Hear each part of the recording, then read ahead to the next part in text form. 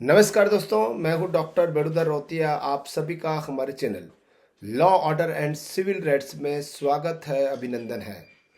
साथियों, 29 मई को माननीय सर्वोच्च न्यायालय द्वारा इन सर्विस शिक्षकों की 68 समीक्षा याचिकाओं यानी कि रिव्यू पिटीशन को खारिज किए जाने के बाद हमारे मंच पर देश भर से लाखों शिक्षकों के संदेश और सवाल आ रहे हैं।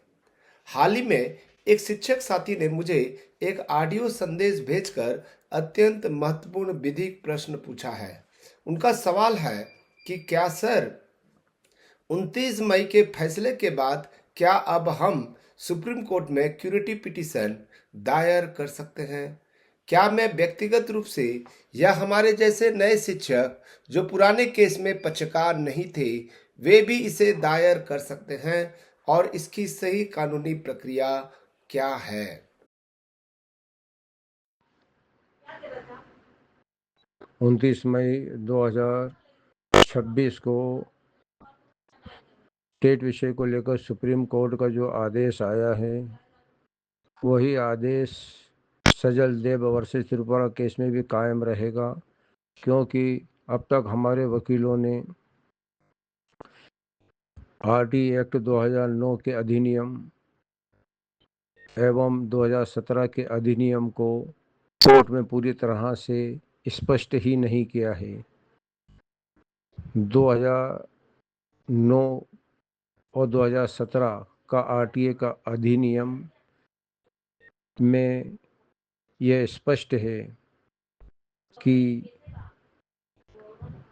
इस अधिनियम बनने के पूर्व जो भी शिक्षक नियुक्त हुए थे उनको टेट परीक्षा पास करना अनिवार्य नहीं, मगर इस बात को पूरी तरह से स्पष्ट हमारे वकील नहीं कर पाए।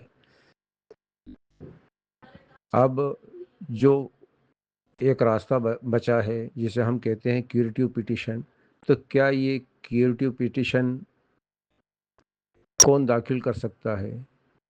क्यूरेटिव पिटीशन को इस मामले को लेकर दाखिल करने का अधिकार किस किस को है? क्या ये क्यूरेटिव पिटीशन मैं दाखिल कर सकता हूँ? कृपया बताने का कष्ट करें। आज का यह वीडियो हमारे उन शिक्षकों साथी के लिए बहुत इंपॉर्टेंट है जो देश के 25 लाख शिक्षकों जो प्रभावित हुए हैं, जो एक विधिक भंवर के रास्ते में फंस चुके हैं, यानी कि उसकी रास्ता ढूंढ रहे हैं।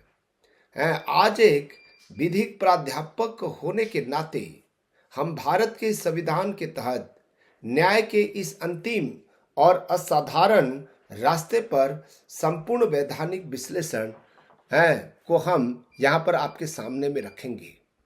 हमारे शिक्षक साथी के पहले सवाल का जवाब देने के लिए हमें माननीय सर्वोच्च न्यायालय द्वारा रूपा अशोक हुर्रा बनाम अशोक हुर्रा, ये 2002 का केस है, कि जो ऐतिहासिक संवैधानिक पीठ के निर्णय को समझना होगा।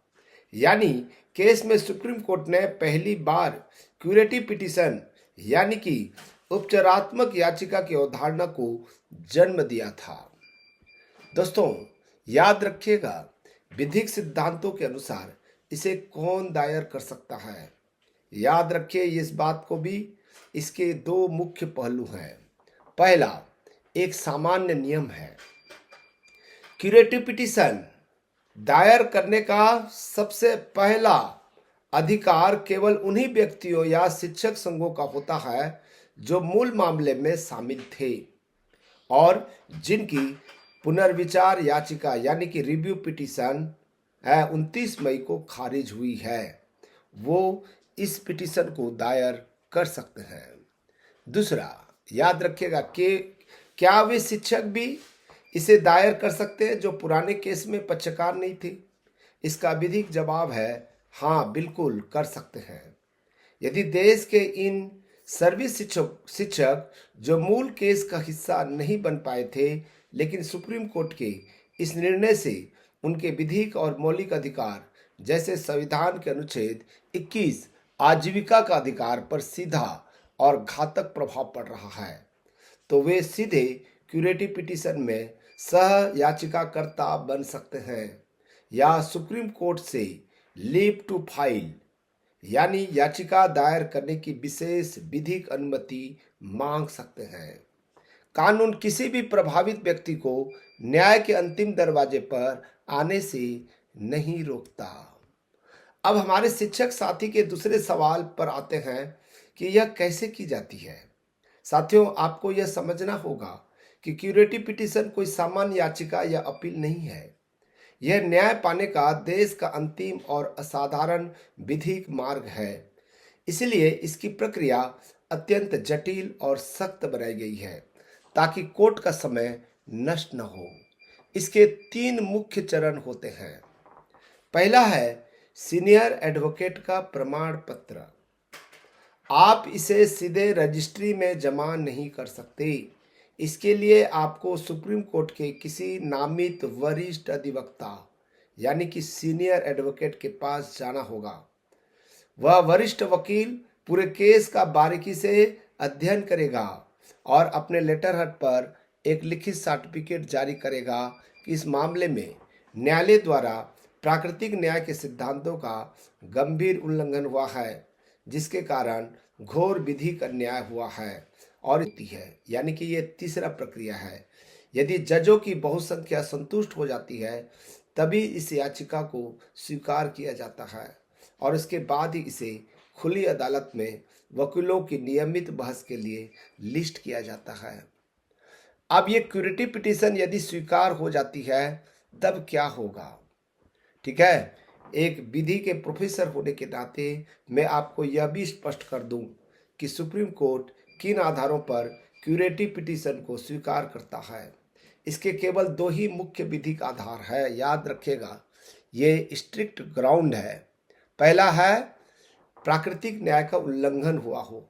यदि याचिकाकर्ता यह साबित कर दे कि न्यायालय ने जब यह कड़ा आदेश पारित किया तब उसे अपनी बात रखने का उचित अवसर ही नहीं दिया गया, जैसा कि हमारे नए इन सर्विस शिक्षकों के साथ हुआ, जिनकी दलीलें कोर्ट रूम में सुनी ही नहीं गई। दूसरा है यदि मामले की सुनवाई करने वाले किसी न्यायाधीश का उस मामले में कोई परोक्ष या सीधा हित शामिल था जिसे पहले प्रकट नहीं किया गया था, यानी कि पूर्वाग्रह यानी कि बायस हुआ है।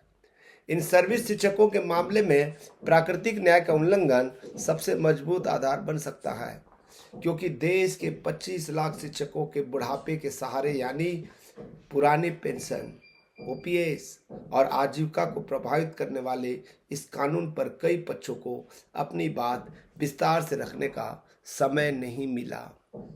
दोस्तों, शायद आपको समझ में आ गया होगा। हमारे उस शिक्षक साथी को और देश के 25 लाख प्रभावित शिक्षकों को मेरा यही परामर्श है कि आपको सबसे पहले घबराना नहीं है। कानून में जब तक अंतिम सांस है तब तक आस है। 29 मई को भले ही रिव्यू पिटीशन खारिज हुई हो, लेकिन क्यूरेटिव पिटीशन कवच, ये जो है पिटीशन के रूप में आपके पास न्याय की एक अंतिम विधिक सुरक्षा कवच अभी भी शेष है। आप व्यक्तिगत रूप से या अपने शिक्षक संघों के माध्यम से एक वरिष्ठ वकील की सहायता से इस प्रक्रिया को आगे बढ़ा सकते हैं। इसके साथ ही जैसा कि मैंने पिछले वीडियो में बताया था, कोर्ट ने आपको 31 अगस्त 2028 तक का समय दिया है। परीक्षाओं की तैयारी भी सामान्यतः आपको करना भी चाहिए। साथियों, law, order and civil rights के इस मंच का उद्देश्य ही आपको कानून की सही, प्रामाणिक और निष्पक्ष दिशा दिखाना है। क्या आपको लगता है कि शिक्षकों को क्यूरेटिव पिटीशन के माध्यम से न्याय मिलेगा? अपने विचार कमेंट बॉक्स में अवश्य साझा करें। इस विधि